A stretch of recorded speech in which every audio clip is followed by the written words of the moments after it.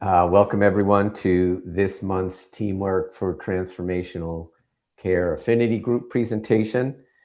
We are very happy and honored to have Juliette Brinks, Mouna Bahsoun, and Dr. Shen, who will be presenting on evolving safety thinking. As a reminder, they will do their presentation, and we do allow time for questions at the end, so please make sure you're jotting them down, and I will monitor them for the end of the presentation. So I will turn it over to our group. Thank you, Joe. Hi, everyone. I'm going to start kicking us off with the Evolving Safety Thinking presentation, and we'll cover our objectives for today. So hopefully by the end of this session, you'll be able to define Safety 1 and Safety 2 frameworks and their impact on patient safety, understanding how Safety 2 aligns with the high reliability principles, and applying strategies for leaders and frontline to integrate Safety 2 thinking into daily operations, including learning from successful outcomes, fostering psychological safety, and strengthening system resilience. So before we go into the details of Safety 1 and Safety 2 and the high reliability principles, it's always interesting to look at the history of safety and high reliability in healthcare. These started in 1999 when the IOM, the Institute of Medicine, published "To Err is Human," and that was the first time in healthcare in the US, and as far as I know, worldwide, that there was a publication about all of the human errors, all of the healthcare errors that were leading to patient harm, specifically to patient death. And that book focused on the urgency of building a safer healthcare system in the US. Then shortly after, the IOM again published another book, and they focused on crossing the quality chasm, and that was the time when they published the 6 aims of quality. STEEP, also known for safe, timely, effective, efficient, equitable, and patient-centered care. In between those 2 years, there started the movement of patient safety. There was a focus on measuring. That's where the early metrics for patient safety started to show up, the patient safety indicators that the Agency for Healthcare Research and Quality developed and published. That's when their CMS Joint Commission started talking about sentinel events, about reporting.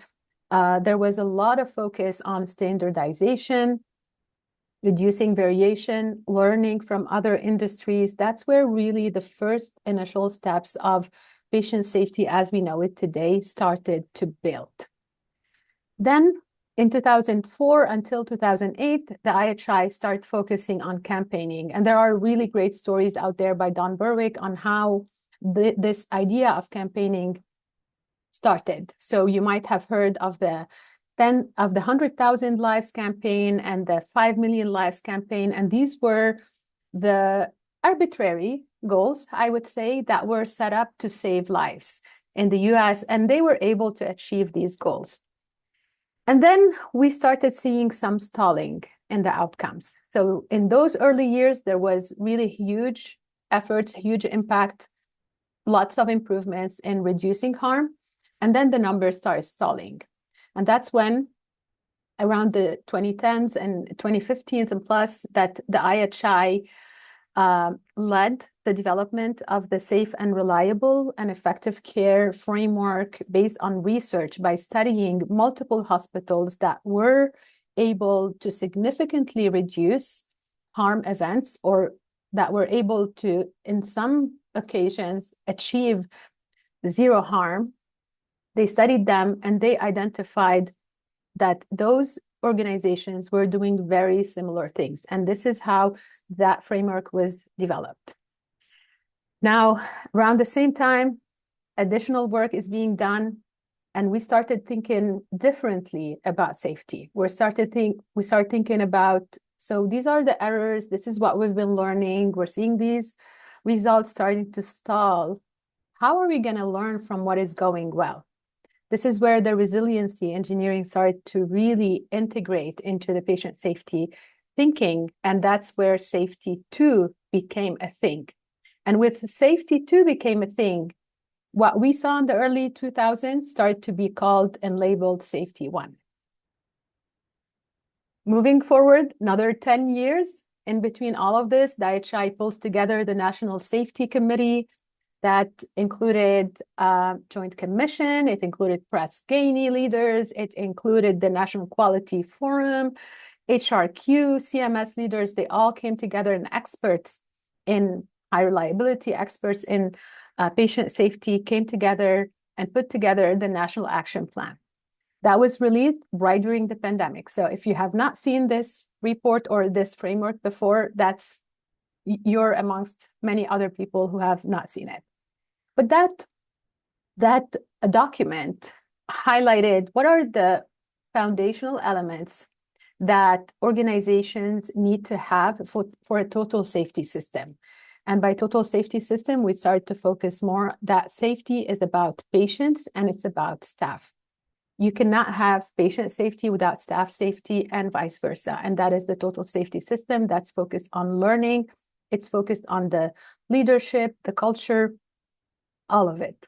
Now, during that time, Vizient started to be more attracted to building their safety, high reliability pillar along with their clinical database and the other offerings that they had.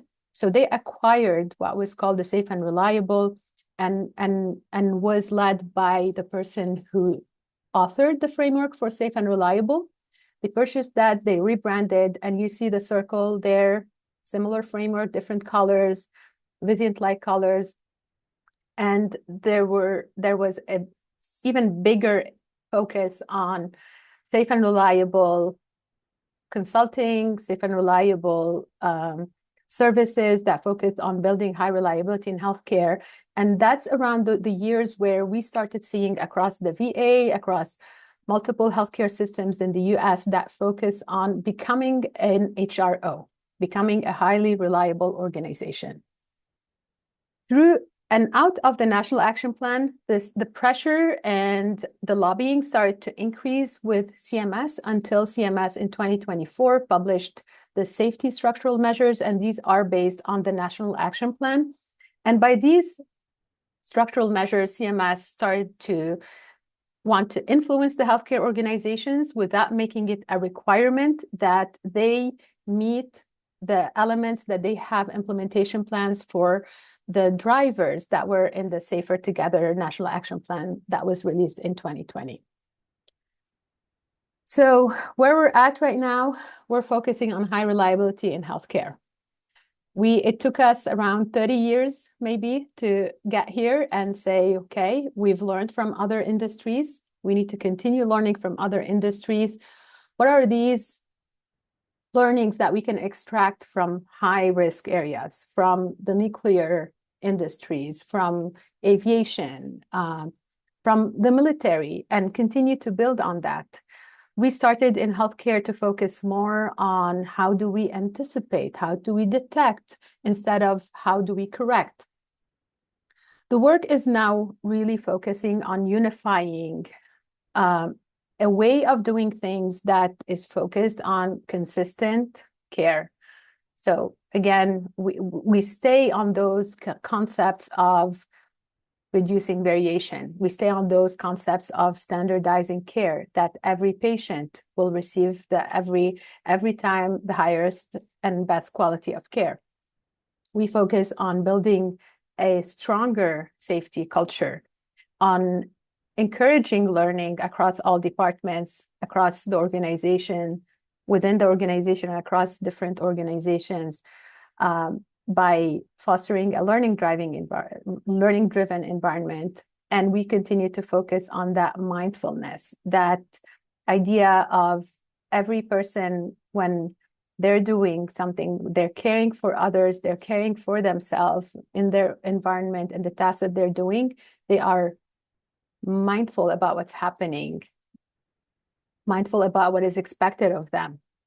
So if we were to define high reliability, we would say it's about consistently serving excellent care for every person, patient, and staff every time, and achieving that through our systems, our culture, and our collective mindfulness. So really trying to bring it all together in one definition for high reliability.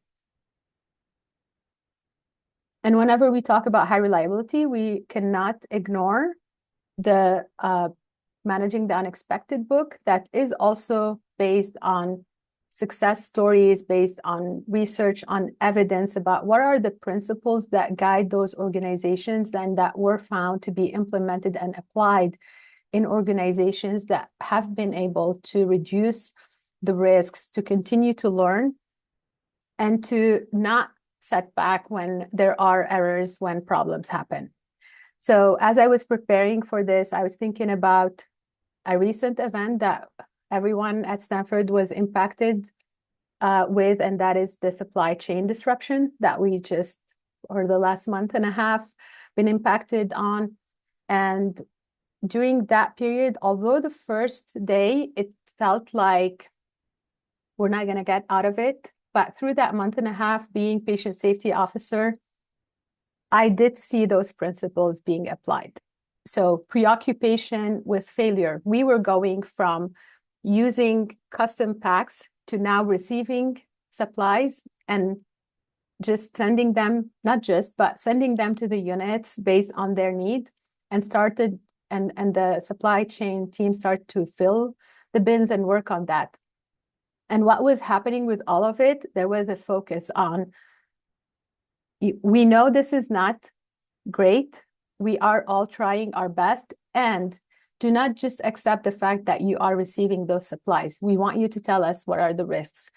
Before we implement something, before we change, before we substitute a supply with a different one, let's do a risk assessment. Let's think about what are the things that could go wrong. That is the preoccupation with failure that we witnessed. There was a huge focus on how are the clinical teams experiencing this shift in supplies? How are we supporting them? How are we listening to them? And how are we fostering that real-time awareness to what was happening? When I think about the reluctance to simplify, the way I saw it was by our command center, the Higgs structure, all of the different venues that were created and all of the different groups that came together and that really had a diversity and experience, a diversity in perspective and opinion. And there was a space that was created for everyone to contribute safely and respectfully, and for everyone to share their opinions about the decisions that were being made on really a fast space. And that was intentional in not simplifying and just saying, yes, we are receiving the supplies, this is where we're at. No, there was a deep, really thinking and intentionality in wanting to make sure that we were addressing the complexity of our environment, the complexity of the tasks that our clinical teams were doing, and we were avoiding to superficially address the issue that was occurring. In the deference to expertise, there were many examples that I can think of that were implemented throughout that period that came from the frontline staff, from the clinical teams, ideas that they had that then went all the way up to the command center, to the incident commander, and were then implemented. There was really a space to listen and to be thoughtful about whatever the clinical teams are experiencing. We need to take account on that. And if there are changes that we need to make, we are going to make them as soon as possible. And then finally, the commitment to resilience. Although in that month and a half, we were not really saying we're all committed to resilience. These are not principles that have to come up in the way we say things, but they come up in the way we do things. So that commitment to resilience, that ability to discuss and always pause and think, is this the best thing that we could do? Is this the best thing that is serving our patients and our staff, or do we need to pivot? Do we need to change? And how can we bounce back out of this situation in a healthier way and best way possible? So I hope this example helps you think about these principles in reality and their application in real life. I'm going to try to go faster on the next slides, and I know there is a poll for you now to help us define Safety One. How have you experienced it? So there's a poll on your screen if you can participate.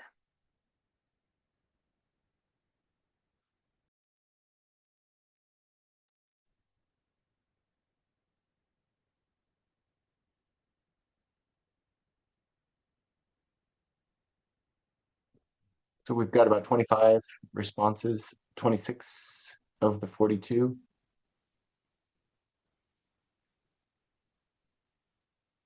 You're taking a bite and your phone is next to you. Get the QR code, take the poll. Okay, thank you for answering these questions. So 34% so far say they have no experience on Safety One and Safety Two concepts. Some experience is 56%, and 9% feel strongly that they can differentiate and apply each perspective in their work. Thank you all for answering these questions. We do hope that in the next few slides, you'll be able to, for those of you who are in the first and second category, that you'll be able to hopefully get some concepts that you'll be able to apply. So Safety One, as I mentioned, that's the early days of safety. The theories and assumptions at the time, because there was really very little research, very little publications in healthcare about safety. So everything that became part of what we do today was based on what these experts, these very willing people to improve care in the US start to learn from other industries. So at that time, the theory was that, safety is the absence of accidents and harm. If we meet zero harm, we'll be great. We will have achieved all of our goals. Also, the assumption, because it's based on industries and some lean production theories, that things are linear. If A and B happen, then we will get C. And we all live in healthcare. It's not like that. It's a very complex environment. Sometimes we are fortunate because A and B can be C, but most of the time it's not that linear. The third theory, and these are not all the theories, by the way, we're just focusing on the four top ones that we still retain to the day. The third one is that learning has always been focused on incidents. So there's an event, we learn from it, we disseminate the learnings, and that is great and that is needed. And four, humans are the source of error. If we teach them, if we train them, then we can control the outcomes.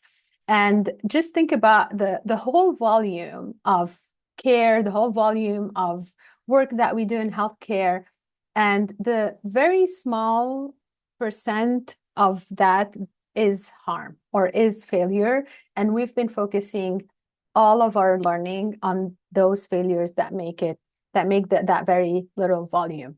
So that is one of the limitations of Safety One. The tools that I will generalize and say we've all been trained on that are part of that Safety One theory is the root cause analysis. Ask the 5 whys, you'll get to the answer. You'll know why something wrong happened. Focusing on the reporting. So when things go bad, report it so we can learn, so we can share the learning. We will develop a corrective action plan, and we will be monitoring. And at some point we will stop monitoring, and maybe we will sustain, maybe we will not. We might hope for the best. And we will publish a policy. Definitely, we always have to publish a policy after an action plan or before an action plan, and that will help us tell people what they need to do, and then they will do it because now they know what they have to do. And we will audit that, and we will inspect, and we will monitor compliance. And again, not saying that this is wrong. That is great. That is foundational. That lays what we do, what we will continue to do. And the strength of that is that we can meet regulatory bodies requirements, because all of the regulatory requirements right now related to safety do focus on that. We can prevent something from recurring because we've learned from it. We've implemented a corrective action plan. The limitation is that a lot of the work in Safety One is reactive or proactive, but it's not really preemptive. We're not looking upstream at our processes and fixing them. We're learning from the errors. We focus on the failures, and we learn from the ideal state that we put on a really beautiful whiteboard, and we start aiming towards that and working towards that. So similarly to this picture that you see, you know, there's a path, and the expectation is that people are going to walk on it. They're going to follow the path. They have to wait at some point that bar is going to rise, and they will be able to go to the to where they have to go. And that's pretty much Safety One. This is the rule. This is how you follow it. This is the outcome we want to get. And what Sam is going to share with you next is that that's not always the reality. If you put the bar, if you put this, you put all the guardrails that you need to put, it's not definitive that that's going to lead you to the outcomes you need to get, because people will take a different path, and our role is to understand that path and be able to act on it. To you, Sam.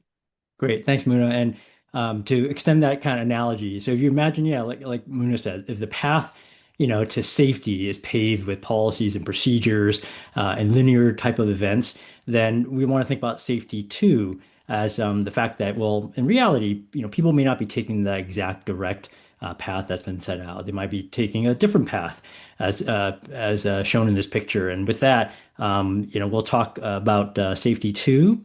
And I would say, you know, very simply at a very high level, Safety One was looking at, you know, what went wrong. You know, you find something, you fix it. Safety Two, you're looking at, well, you know, a lot of times things actually go well. And so what were the situations in the environment that created that? So that something did go well. And so the picture on the left with the failure rate, you know, we know many times, you know, the failure rate is pretty low. In this particular instance, you know, you might have one failure in 10,000. Safety One will focus on that one incident. You try to break that down, try to fix it. But Safety Two would say, well, what about the 99.99% of the time where it did work out well? You know, safe care was delivered. There was no harm. You know, what were the conditions that created that? And so, in thinking about that, it's also understanding that, you know, that our systems are very complex. And I want to kind of just mention the concept of complicated versus complex. You know, complicated would be like a watch. You can break down all the components of a watch into the gears, the pieces. It's predictable. If the watch breaks down, you can isolate it to a particular gear and say, well, if this gear is broken, it's going to then lead to this next connected gear not working. That's a complicated system, but you can put it back together. A complex environment is not like that. It's unpredictable. There are a lot of interdependent codependencies that are not always going to be the same every time. So I think about coming from the ED environment as an emergency physician, I think about the ED environment. You know, you can see the same 100 patients every single day, even have the same staff, but patients might arrive differently. There might be different dependencies, different variables, different unknown factors that affect that. And so we all work in healthcare in a very complex system. Safety Two, another core concept is the idea that we want to think about the people in the system as actually, you know, the reasons why you know, safety can be enacted, that they are not the source of the problem, that perhaps they are actually the reason we're keeping patients safe, that their adaptability, their ability to adjust to different environments is what is allowing safe care to happen. And then I have that plane with the red dots, and I use that because it kind of reminds me of this example that's used. Actually, technically, this was an example of a different concept called survivorship bias, but it made me think about safety one and two because the example was, during World War II, there were these planes that were flying back, many back to base, and they had all these bullet holes on the wings, the tail. And so the thought was, we see the bullet holes, we must fix it. That's the problem, let's fix it. But then the safety two concept might say, wait, why are these planes making it back? What about the planes that didn't make it back? And it turns out that the planes that made it back, it's because those bullet holes were ones that were not critical to the failure of the plane, but the bullets that hit the engine created the plane to crash. And so those never made it back. And so rather than fixing the holes, that you should actually fix the engine, the ones that did not have the bullet holes. So again, it's just a different way of thinking about it. It kind of reminds me of the duality of thinking about safety one versus safety two. So as oh, as Mouna talked about some of the safety one tools, these are actually some tools and structure actually for safety two.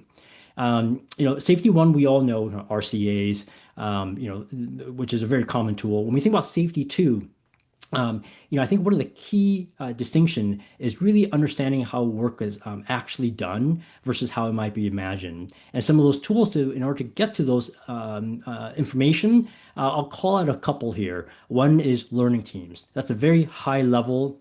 It's a very high level multidisciplinary group that comes together, people who are actually working the front lines, and they can talk about, how work is actually done.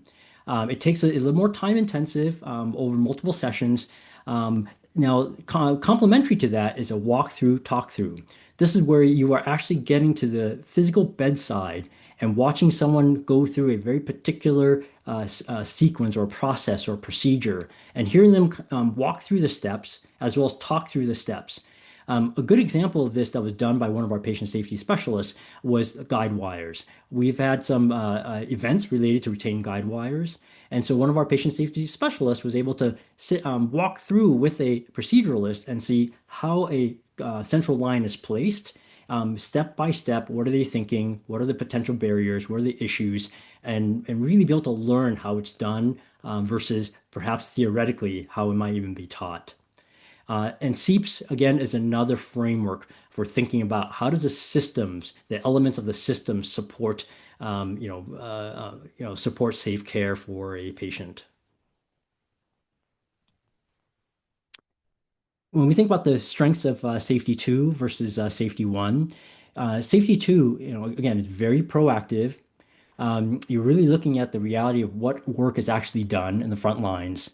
And so you're getting a much more robust picture of what's actually happening. The limitations, though, of safety two has to do with more that it is new, it's theoretical, it can be very academic, and as a result, it might be challenging to translate that to the front line. Safety two also is not as I would say as accepted in the regulatory landscape as Mouna shared. It often is very much in the regulatory accreditation bodies, legal. It's very much about identifying the cause of a problem and then addressing that. And then as a result, oftentimes measuring safety two in the safety two framework can be more challenging.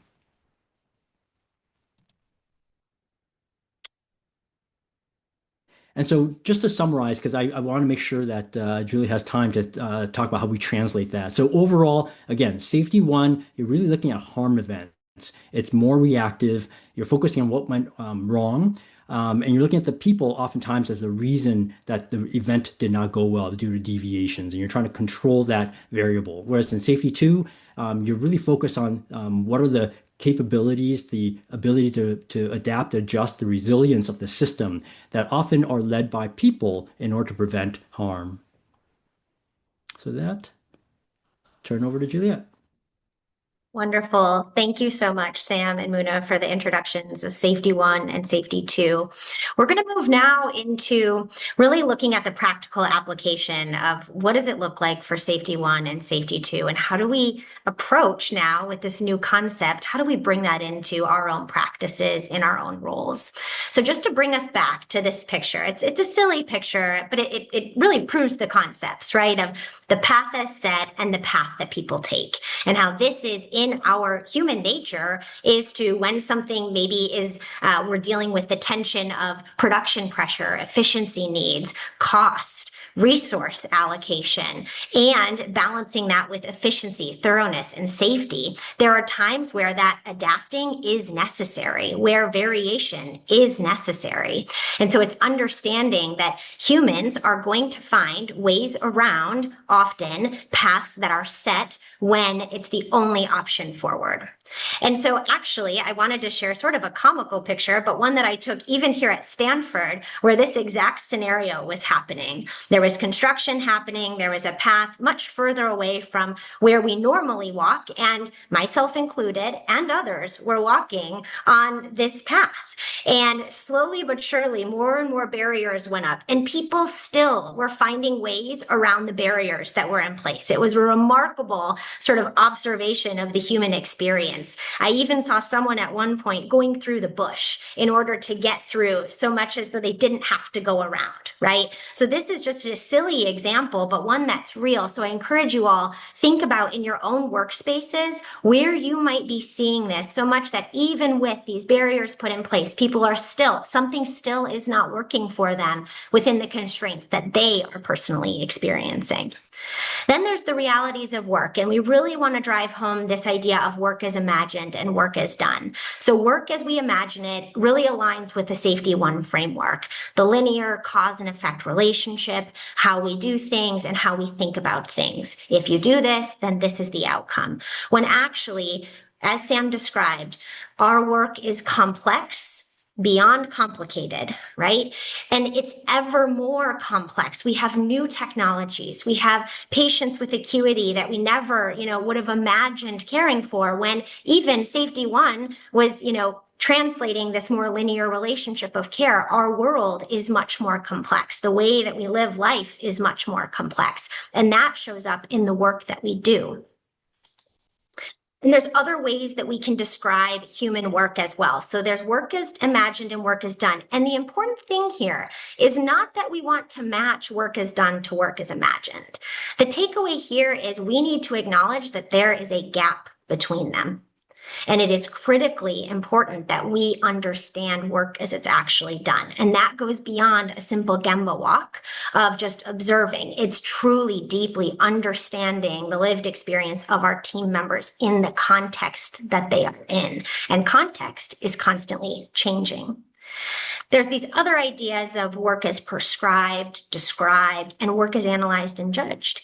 And for all of us, these are really shared frameworks that when we are looking at a process, when we're learning about an event, when we are, out there observing, we need to be careful and know which mode we're operating in, so that we're able to say, right now, I'm observing something, I'm likely having some lens of work as analyzed or judged. And even that clouds us from understanding work as done, because we cannot understand the cognitive load of everything that's going on in our frontline teams, of the room that they just came from, of the surgery that they just completed, of how they slept that night. All of these things play into how work is actually done and experienced and lived by our teams. So which one is right? Put it in the chat. What do you guys think? Safety 1, Safety 2, Safety 3? Someone's going to make up Safety 3 next. What do you think?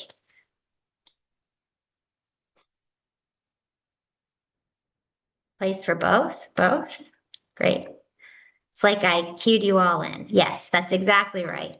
And the idea is that we really need to see these as two different perspectives. And I actually read somewhere, it's like looking at the same tree from a different side, and you're describing the tree and what you see, and that's really where they live. And so if we think about this really more as a continuum of how might we leverage, we can't stop learning from harm events. We must. It's our moral obligation to our patients, to their families, to our teams, to our organization, that we are actively learning from these situations. And the way in which we go about learning, when we think of it with a safety 2 lens, we ask different questions. We have different conversations. So the questions in safety 1 historically were typically who deviated, what was the deviation, why did they deviate?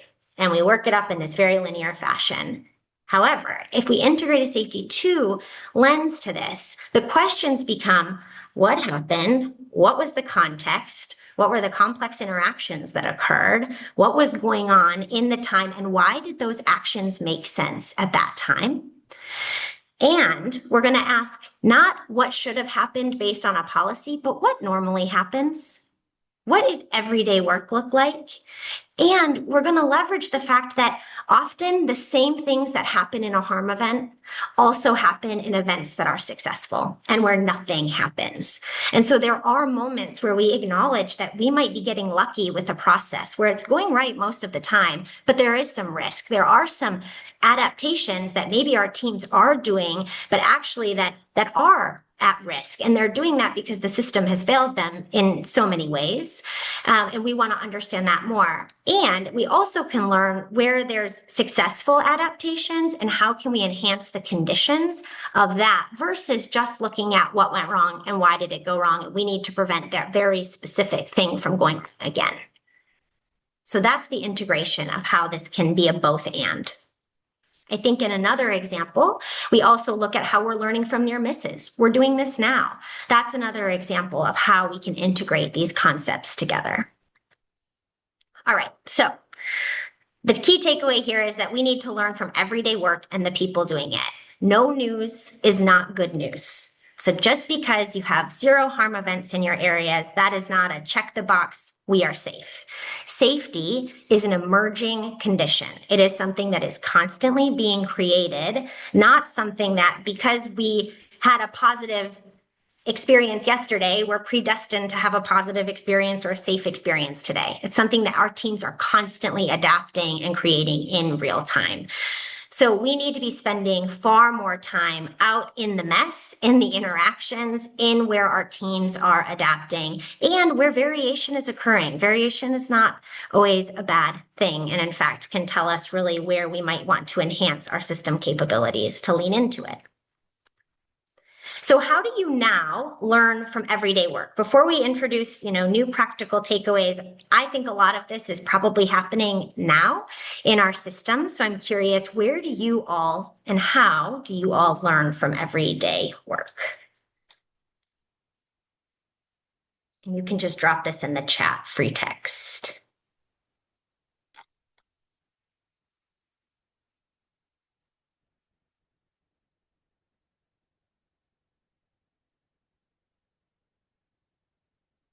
Thanks for that comment in the chat. That's interesting. Observing peers. Thanks, Britt. Observing. Questions, humble inquiry. Absolutely.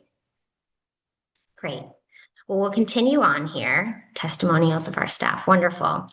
So here are 3 key takeaways that regardless of our role, if we're in leadership, if we're frontline, if we're in clinical settings or not, these are 3 high-level things that we can start doing tomorrow where we are really bringing safety to life. The first is to talk to, learn from, and observe people doing the work.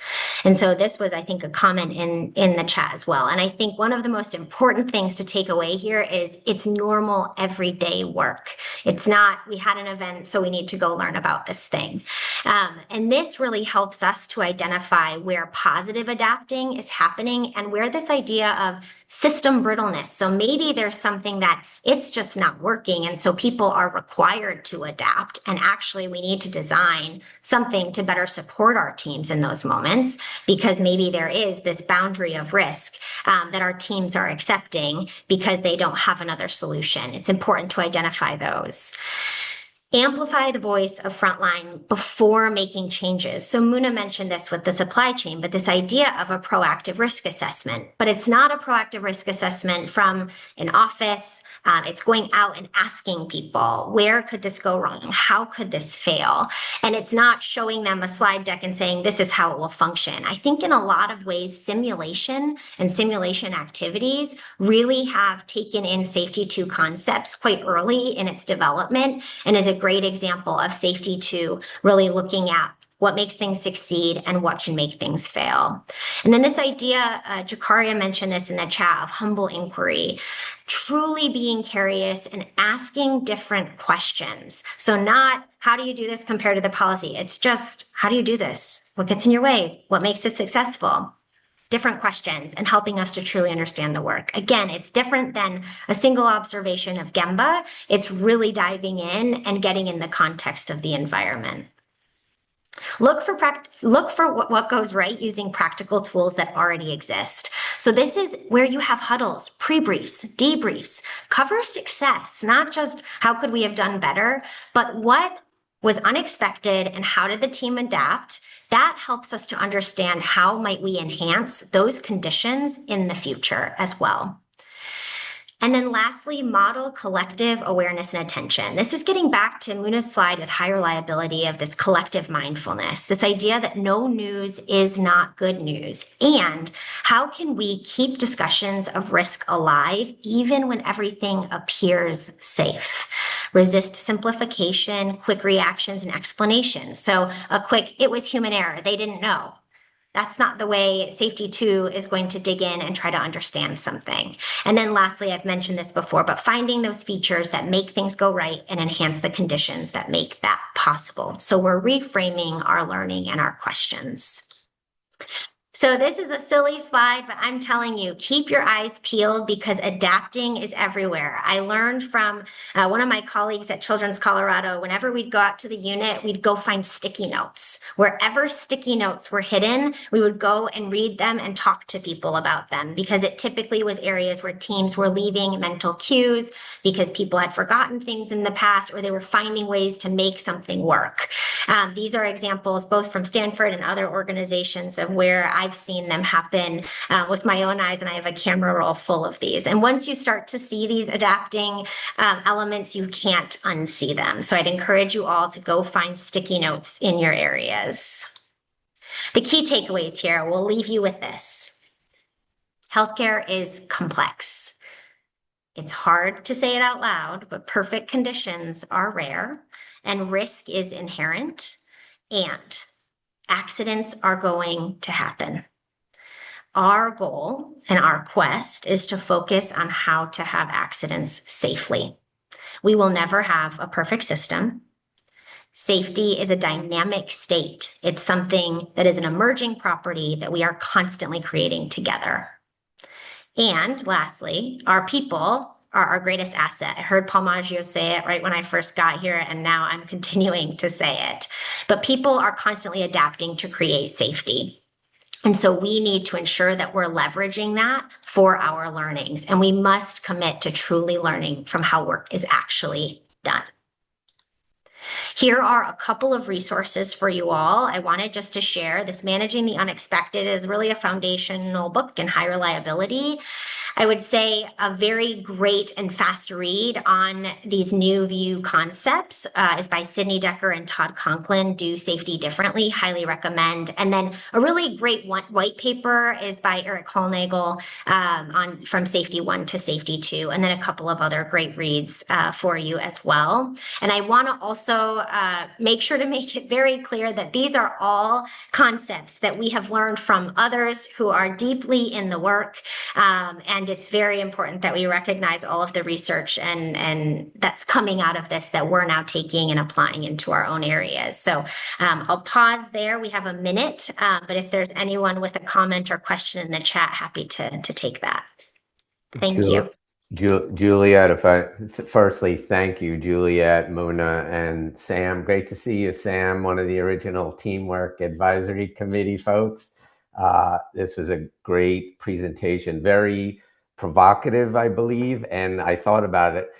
it wouldn't be fair to let only one person have their question, because I wrote down many. So I'm going to plant a seed that maybe the next time around, when Stanford main campus turn come up, maybe we could have one or all of you back for a bit of a roundtable, because I think there's some really good questions about practical application that I think your expertise would be really appreciated by the group. So I'd like you to think about that. And this would probably be end of the year or early 2027, if that's something that could maybe influence you all. Thank you. This was amazing, and especially since I think the lower percentage of people that knew Safety 2, they can't say that now, and Mouna was checking off that we were meeting the learning objectives, so that was great. Thank you all for coming. Share this with your colleagues to watch the video, and we will see you in September. Thanks, everyone. Thank you. Thank you.